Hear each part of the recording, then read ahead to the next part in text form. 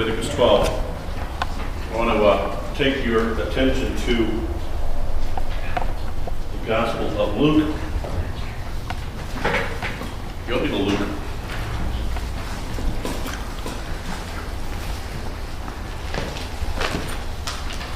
Matthew, Mark, Luke.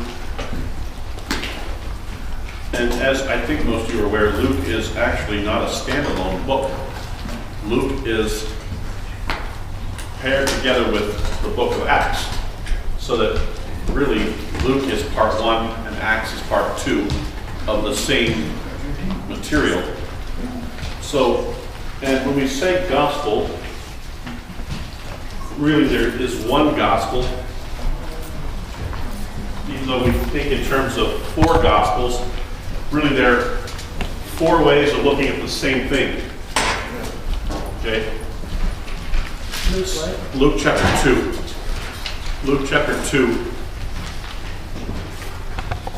And I really want to focus in on, which is considered a birth narrative.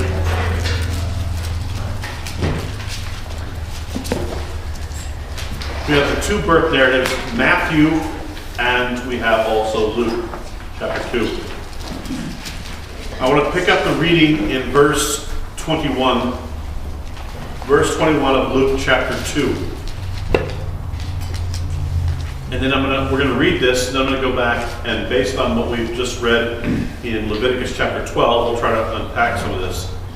Verse 21 says, "And when 8 days were completed for the circumcision of the child, his name was called Yeshua, the name given by the angel before he was conceived in the womb. Now when the days of her purification, according to the Torah of Moses, were completed, they brought him to Jerusalem to present him to the Lord, as it is written in the Torah of the Lord. Every male who opens the womb shall be called holy to the Lord, and to offer a sacrifice according to what is said in the Torah of the Lord, a pair of turtle doves or 2 young pigeons." Okay, so now let's go back and look at some things here with regard to this. Did you notice how many times it says, according to the Torah, according to, as is written in the Torah of the Lord, or according to the Torah of Moses? I can either say Moses or the Lord, either way. The overarching place where these come from obviously is Yod-Heh-Vav-Heh, but Moses was the physical one who brought these to the people. Okay, so either one could be, we could say Torah of Moses or Torah of the Lord. And it says that in verse 22, 23, and then again in verse 24. Okay, according to what is said in the Torah of the Lord. All right, now, notice verse 21. It says, when 8 days were completed for the circumcision of the child. So, why the 8th day? Why the 8th day? Because 7 days she was unclean. Now, she's unclean 7 days, that's for sure. And then the question becomes, though, why this 8th day? But let's go back and look. Go with me to Genesis chapter 17. Genesis chapter 17.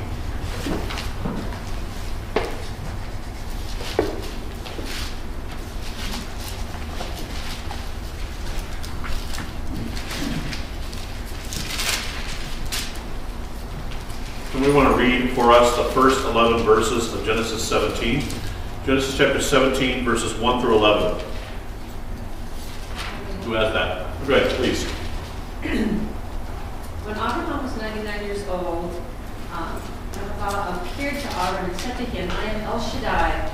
Walk in my presence and be pure-hearted. I will make my covenant between me and you, and I will increase your numbers greatly. Abram fell on his face, and God continued speaking with him. As for me, this is my covenant with you. You will be the father of many nations. Your name will no longer be Abram, the exalted father, but your name will be Abraham, father of many. Because I have made you the father of many nations, I will cause you to be very fruitful. I will make nations of you. Kings will descend from you. I'm establishing my covenant between me and you, along with your descendants after you, generation after generation, as an everlasting covenant, to be God for you and for your descendants after you. I will give you and your descendants after you the land in which you are now foreigners, all the land of Canaan, as a permanent possession, and I will be their God. God said to Abraham, as for you, you are to keep my covenant, you and your descendants after you, generation after generation. Here is my covenant which you are to keep between me and you, along with your descendants after you. Every male among you is to be circumcised. You are to be circumcised in the flesh of your foreskin. This will be the sign of the covenant between me and you. Generation after generation, every male among you who is 8 days old is to be circumcised, including slaves born within your household and those bought from a foreigner, not descended from you. The slave born in your house and the person bought with your money must be circumcised. Thus my covenant will be in your flesh as an everlasting covenant. Any uncircumcised male who will not let himself be circumcised in the flesh of his foreskin, that person will be cut off from his people, because he has broken my covenant. God said to Abraham, as for Sarai, your wife, you are not to call her Sarai, meaning mockery. Her name is to be Sarah, princess. I will bless her. Moreover, I will give you a son by her. Truly I will bless her. She will be a mother of nations. Kings of people will come after her, will come from her. At this, Abraham fell on his face and laughed. He thought to himself, will a child be born to a man 100 years old? Will Sarah give birth at 90? Abraham said to God, only Ishmael could live in your presence.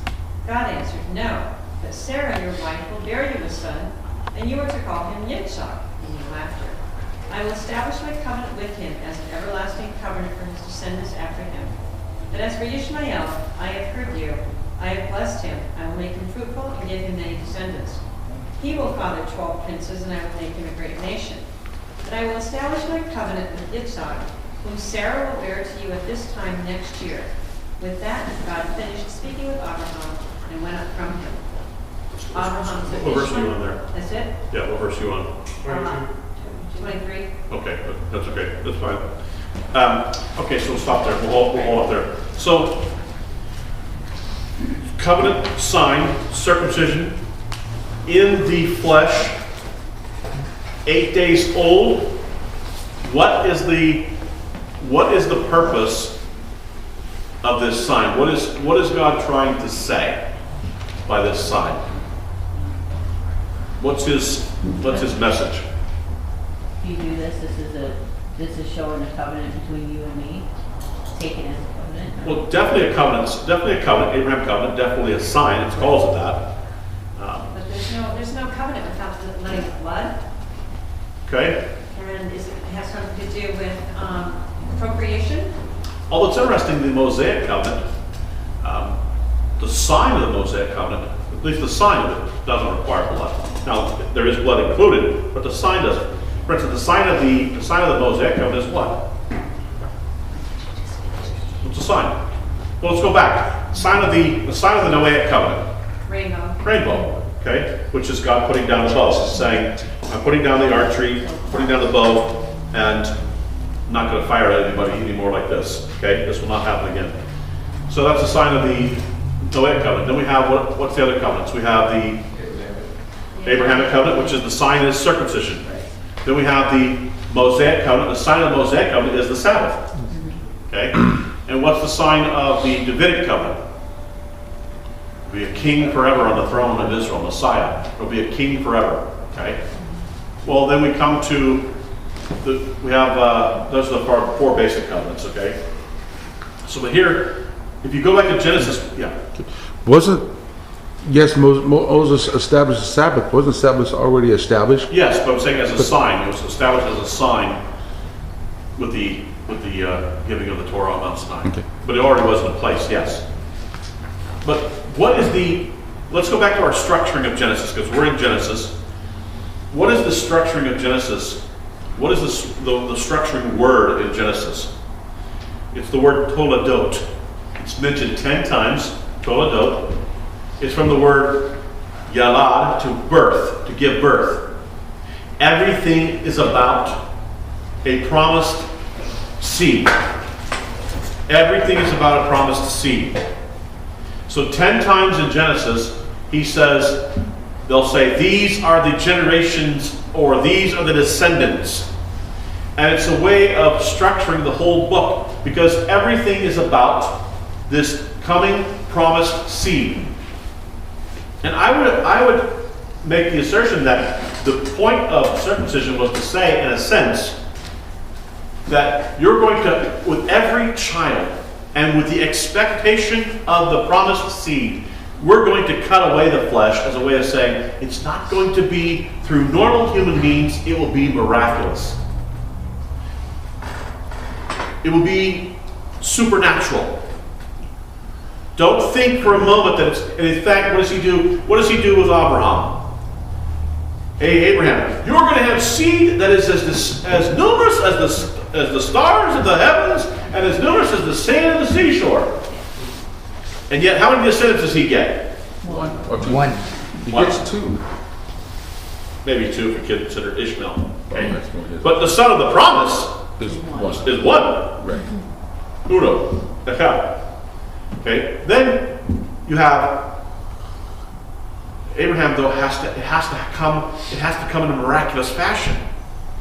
Right, that's why he waited until he was. Yeah, he waits till Abraham's really, really old. But until Sarah's really, really old. By the way, that's also a picture of resurrection. This is why I think when Abraham, I'm getting ahead of myself, this is when I think Abraham, when you get to chapter 22, Sarah's womb was dead. Mm-hmm. And yet Abraham sees life come out of death. Right. And he goes, if he can bring a human being out of a dead womb, then he can certainly take a person that's dead and bring him back. If he can do it on the front end, why can't he do it on the back end? Which is why he says we are going to go up. We will go up, we will worship. And by the way, that's proven out by the book of Hebrews that said Abraham believed that God would raise him up even if he took him. This book of Hebrews says this. Right. Abraham has this kind of faith because he saw a child come out of Sarah's dead womb and he went, if he can bring life out of death, from that, on the beginning in front of it, well then he can do it up the back end. He can take somebody who's already alive, dies, and bring them back. Right, and he also knew that God had established a covenant with him and that God would not take away that promise. Absolutely. At all. Absolutely. So the sign of this covenant is going to be in your flesh to show that the promise will not be through normal human means. You will roll away the flesh. You will cut away the flesh as a way of saying, every time a child is born, you will see in them this promise, and it will be a sign to you that the seed, the descendants, will not be through normal means. So you said the structuring one was Toledo. What was the other word? It comes from the word what? Yalad, to give birth to. And then the noun forms of that are Yaled, boy, Yalda, girl. Okay, the noun forms. But the Yalda, to give birth, so we say Toledo, built off that same root word. And that's the structuring of Genesis. To say, it's about this promised seed who's coming. And then we start narrowing down for us how this is all going to come about. It starts narrowing down how we can look for this promised seed. It's going to be in Abraham, in the family of Abraham. Then it's going to, that could be any one of the tribes. Then it's going to be in the tribe, we find out it's going to be the tribe of Judah. Then we find out it's going to be, it keeps narrowing it down for us, okay? Now, go back to Leviticus chapter 12 for just a moment. Leviticus chapter 12.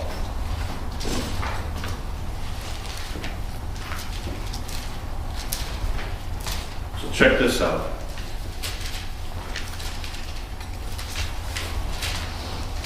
This chapter is playing into what we're seeing in Luke chapter 2. He says, and on the 8th day, the flesh of his foreskin shall be circumcised.